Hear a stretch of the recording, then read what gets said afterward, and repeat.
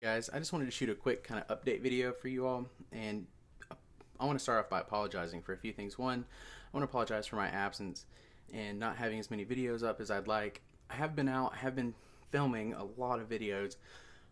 I've been moving, started grad school again, that type of thing, and I had a lot of videos stored in the cloud, lost a lot of stuff, about 60 hours worth of video, but nevertheless, we're going to persevere and move forward.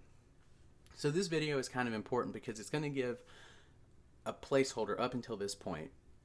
So previously I like to kind of show a progression of the knives that I were using and what was working and what wasn't working. But since I lost a lot of that footage, starting here fresh, I'm going to go ahead and update you all on the knives that I've carried through 2019 to this point, so halfway through the year. A bush knife to me is different than to some other people. I know a lot of people work and everything, they only go out on the weekends. They only have so many hours and they pack up, they take a kit with them, they go out into the wilderness and then they come home. While I will do that, you know, going on canoe trips, fishing trips, this, that, and the other, personally, 85% of my time spent outdoors is spent just day to day. I live in the woods now, again, luckily.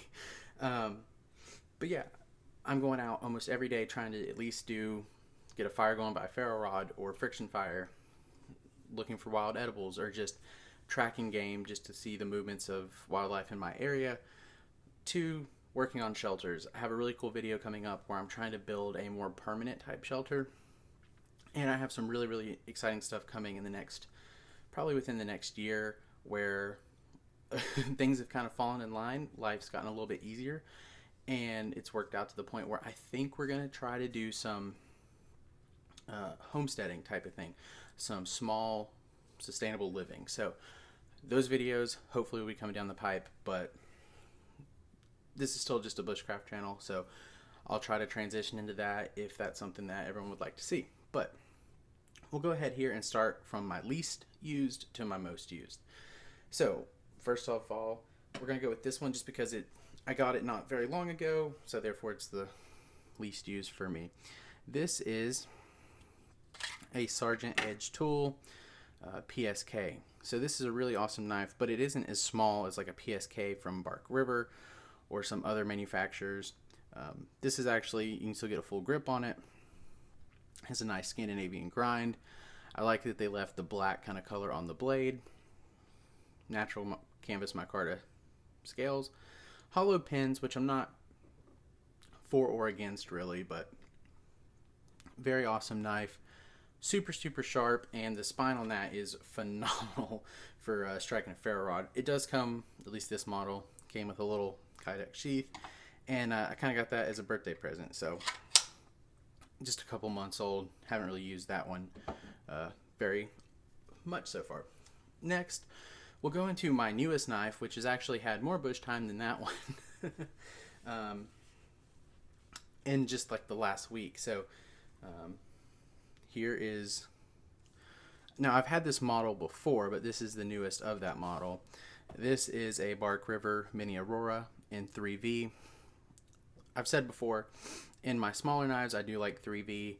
In my larger 4 to 5 inch blades I prefer a 2, especially if it's going to be a longer term kind of survival type knife. For this reason right here, I don't know if you can tell, this tip was broke off. I didn't do anything batoning wise, you know, nothing like that. But that rivet right there, just by putting the knife down in the sheath, and then the knife was just on my hip, I guess where I sat down, it kind of jammed it into it. That rivet was enough to break the tip of this knife off. And it was a pain in the butt to put that tip back on there. Yeah, I know I could have sent it out to Bark River and they would have taken care of me, but you know, I just took an hour or so and just did it right, and got it back the best I could. I've done that with A2 before. Probably took about 20 minutes. So that's really the hardness difference in a real world application. And that's the reason I preach A2, is it's much easier to sharpen with less than ideal tools. Tools that you would carry with you out on a trip, or that you would have to improvise out in the bush. So yeah, this knife right here, awesome blade, awesome handle. I really enjoy this knife. I had one before, it was just black canvas, and really, I know it's just a particular, but I'm not a big fan of black canvas. I'm not really a fan of black knives or guns, really, because black just stands out so much in the wilderness. It's really the least natural color, at least in my area. So I try to avoid it when possible. But yeah, this knife, awesome knife if you can get your hands on one. They just released them again, and that was really the reason I was waiting with the A2. I mean, with the not the A2, with the black canvas micarta, was because I prefer natural. So I just parted with that, and that's the reason I kind of hadn't had one of those in a while. Next, we're going to drop into this brand, which is an LT Wright, which I'm sure a lot of you know. And this one is a next gen, and it's got a little bit of wear on it, as you can tell, some patina, a little bit of rust, whatever. This knife is really awesome. This one is an A2, which is nice. And yeah, this knife gets a lot of use. The sheath does kind of dry this out. As you can tell, it's kind of a little bit more oily down here toward the back, but really great knife. I used this knife for a lot of last fall. This was kind of my throw it in a pocket or down in the side of my Carhartt pants knife, just walking around.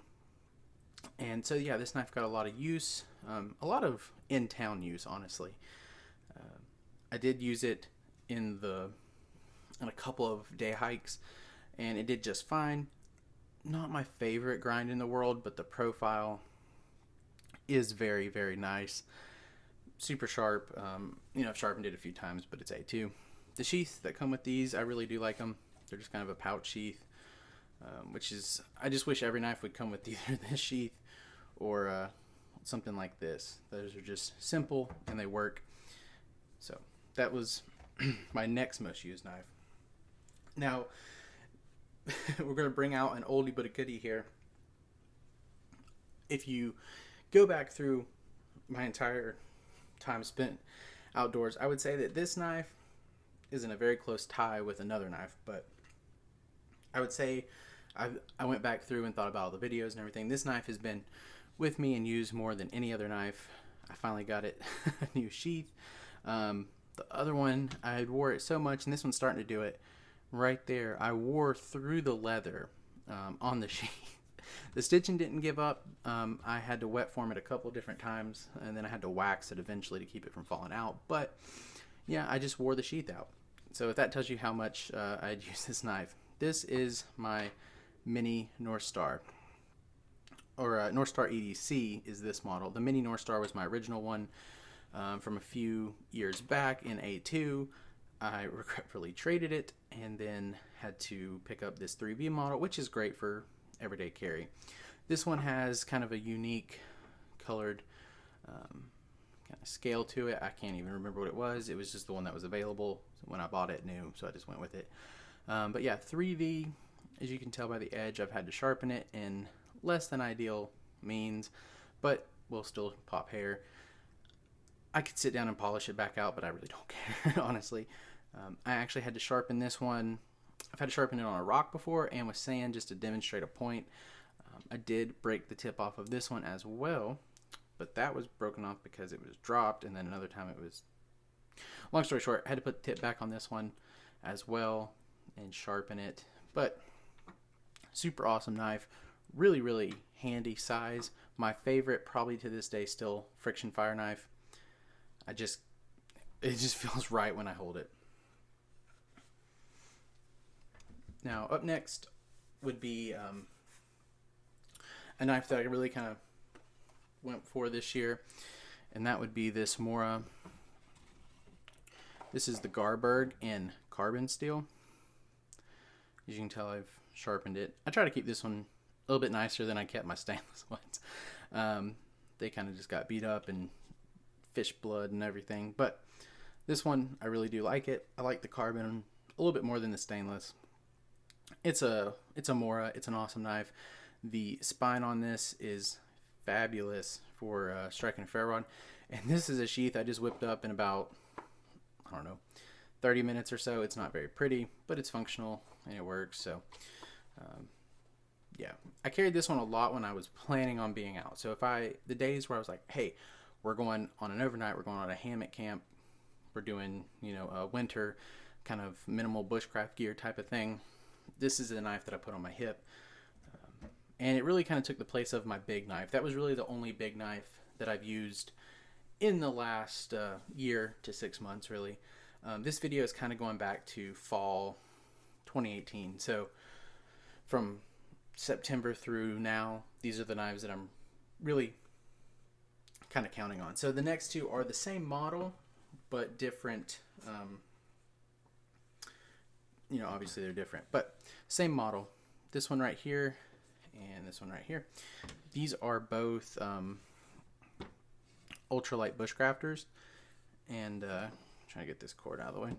But yeah, as you can tell, this one's a little newer than this one. This one, so I have 4 of these.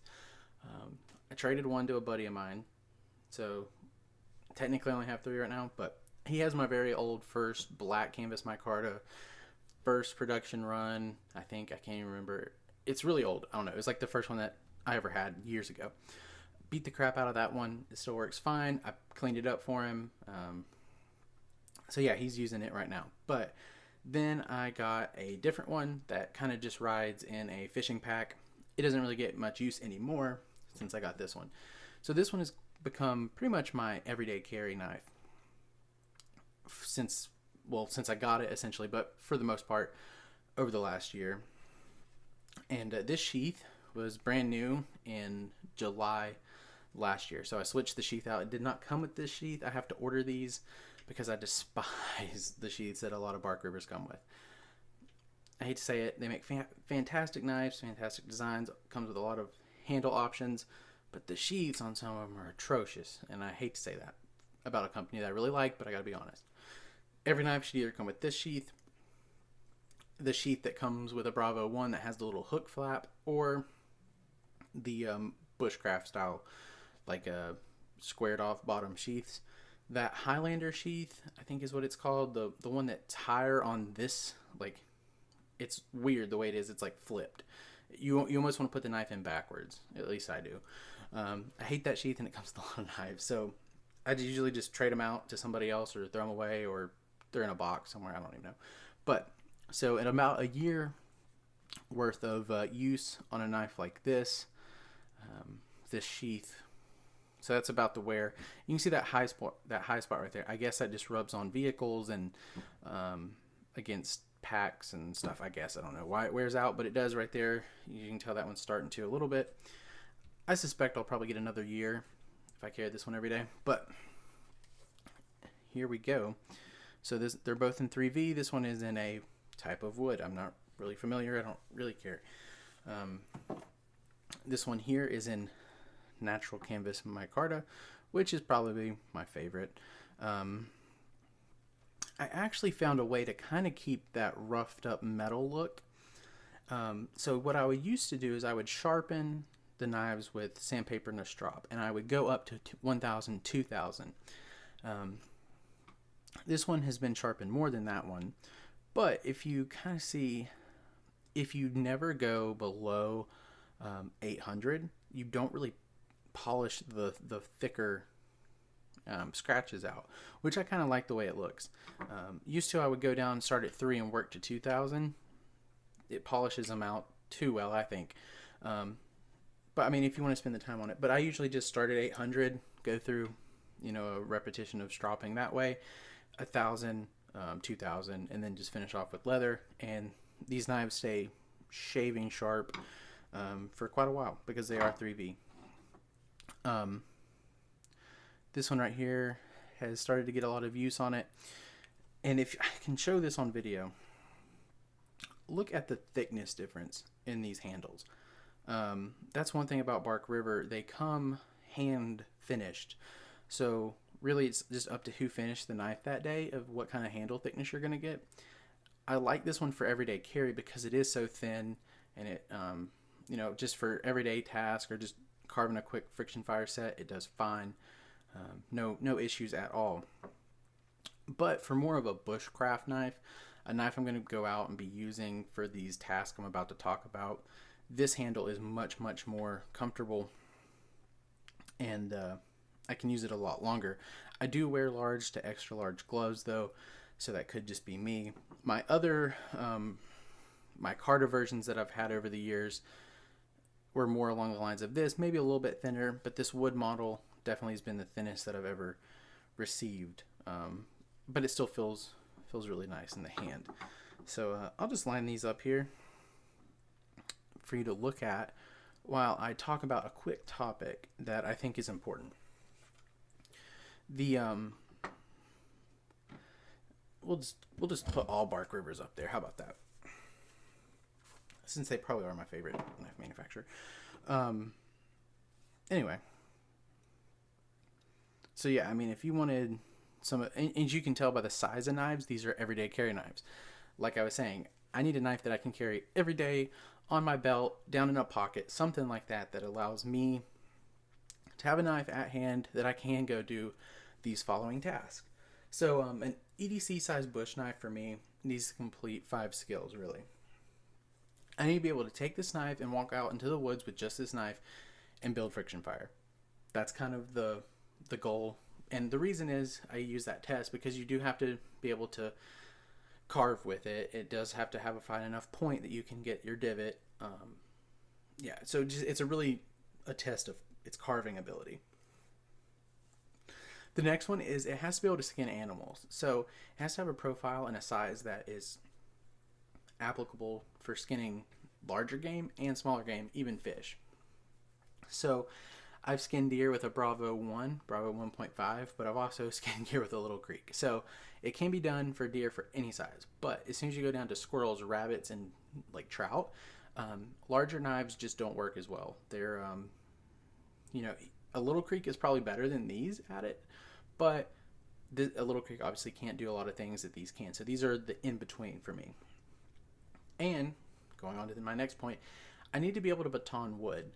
So the wood needs to be able, a lot of people try to baton like 6, 7, 8 inch pieces of wood. And where I live, we are classified as rainforest. We get enough annual rainfall to meet that classification. And I can tell you, even during the wettest times of the year, if you get some wood that is, if you cross baton some dead standing, or even just a tree that had fallen over and it just was up off the ground, if you can get a branch that's, I don't know, from here to here, around that 2 to 3 inch mark, it's going to be dry in the middle, enough for a feather stick. So essentially for me, I've gotten to the point now where if I get just dry inner wood, my feather stick, my curls are good enough that one, I can ignite them with a ferro rod, and I can ignite those curls with just a bow drill coal and maybe just a little bit of pine straw. That is, for me, the easiest way to get a fire going. It needs to have a spine that I can strike a ferro rod with. I don't want to use the edge of my knife. I know that, you can if you have to, but it's really depleting a resource in my opinion, because either you're going to have to use your hard working point, or you're going to have to use your, finesse, more delicate tip belly area that you skin with, and neither one of those do I really want to sacrifice if I don't have to. And finally, I need to be able to build a significant, sustainable type of overnight shelter with these. So in my area, that's really gathering pine branches, cutting up some laurel branches just so you can use that, and felling 1 to 3 inch saplings, cross batoning, and the ability to also make cordage. So it goes back to having a squared off spine where you can really rip that material down. So for me, yeah, that's my knives that I've used at this point and why I carry a knife that size. I will do a dedicated video showing everyday tasks using one of these knives and why I think it's so important to have a knife like this with you every day.